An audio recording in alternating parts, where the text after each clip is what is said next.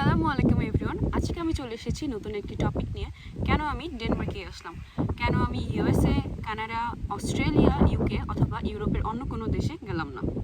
USA, Australia, Canada এবং ইউকেতে না যাওয়ার মূল কারণ হচ্ছে প্রথমত এখানে হাই টিউশন ফিস, সেকেন্ড এখানে আপনাকে হাই অ্যামাউন্টের ব্যাংক স্টেটমেন্ট দেখাতে হবে, প্লাস বাংলাদেশ থেকে এসব দেশে যাওয়ার ভিসা রেশিও খুবই কম। এই দেশগুলো বাদ দিয়ে ইউরোপের মধ্যে আমার 3টি দেশ চয়েস ছিল। প্রথমত নরওয়ে, সেকেন্ড ফিনল্যান্ড এবং থার্ড ডেনমার্ক।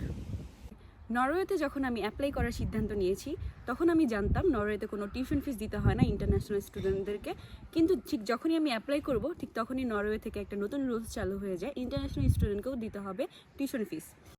তাছাড়া নরওয়েতে যেতে হলে আপনাকে একটি সার্টেন অ্যামাউন্টের টাকা ব্লক অ্যাকাউন্টে রাখতে হবে। যেহেতু আমি মিডল ক্লাস ফ্যামিলি থেকে বিলং করি তাই আমি খুবই কনফিউজড হয়ে গিয়েছিলাম, এতগুলো টাকা আমার পক্ষে ব্লক অ্যাকাউন্টে রাখা পসিবল না। তাই আমি নেক্সট রিসার্চ শুরু করি ফিনল্যান্ডকে নিয়ে।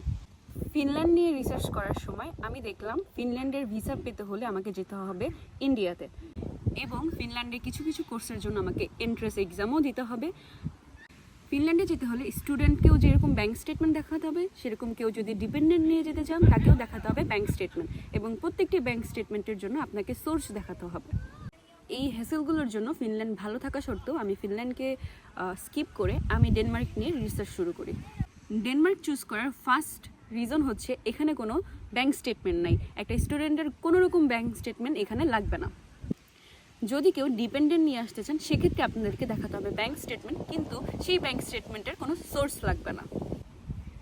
ডেনমার্ক চুজ করার বেস্ট রিজন ছিল এখানে যদি আপনি অফার লেটার পেয়ে যান আপনাকে ভিসা নিয়ে কোনো টেনশন করতে হবে না। আপনার যদি প্রত্যেকটি ডকুমেন্ট ঠিক থাকে তাহলে আপনার অফার লেটার পাওয়া মানে আপনার ভিসাও পেয়ে যাওয়া। এছাড়াও ডেনমার্কে আসার জন্য আপনাকে টিউশন ফিসের কোনো ব্লক অ্যাকাউন্টে টাকা পাঠাতে হবে না, আপনি জাস্ট এক সেমিস্টারের টিউশন ফিস পে করে ডেনমার্কে চলে আসতে পারবেন। সামারে একজন স্টুডেন্ট 3 মাস ফুল টাইম কাজ করার সুযোগ পাবে। এই অপরচুনিটিগুলো বিবেচনা করে আমি ডেনমার্কে আমার কাঙ্ক্ষিত দেশ হিসেবে চুজ করে নিলাম। প্রত্যেকটা দেশেরই কিছু ভালো এবং খারাপ দিক রয়েছে। আমার প্রেক্ষাপট থেকে আমার কাছে ডেনমার্কই বেস্ট মনে হয়েছে, তাই আমি অন্য দেশগুলোকে বাদ দিয়ে ডেনমার্কে চলে আসলাম। আপনাদের জন্য নেক্সটে আমি আরও বিভিন্ন রকমের ভিডিও নিয়ে আসবো যেগুলোতে আপনারা জানতে পারবেন ডেনমার্কের অর্থনৈতিক অবস্থা, কীভাবে ডেনমার্কে আসতে হলে অ্যাপ্লিকেশন করতে হবে, কীভাবে আপনারা ইউনিভার্সিটি সার্চ করবেন, কীভাবে জব সার্চ করবেন, কীভাবে বাসার জন্য অ্যাপ্লাই করবেন। ইনশাল্লাহ আমি পার্ট বাই পার্ট প্রত্যেকটা ভিডিও নিয়ে আপনাদের সামনে আসবো। অবশ্যই কমেন্ট করে জানাবেন আমার ভিডিওটি আপনাদের কাছে কেমন লেগেছে এবং নেক্সট আমি কী কী ভিডিও নিয়ে আসতে পারি। আমার একটা ইউটিউব চ্যানেল রয়েছে, সেটি আমাদের পেজের নাম সূচনা আরফ জার্নাল। আপনারা সেখানেও আমাদের ভিডিও পেতে পারেন। আমাদের ইউটিউব চ্যানেলটিকে সাবস্ক্রাইব করবেন এবং লাইক কমেন্ট শেয়ার করে আমাদের পাশে থাকবেন। ইনশাল্লাহ নেক্সট কোনো ভিডিও নিয়ে আবারও আপনাদের সামনে আসবো। টিল দেন সবাই ভালো থাকবেন। আল্লাহ হাফেজ। আসসালামু আলাইকুম।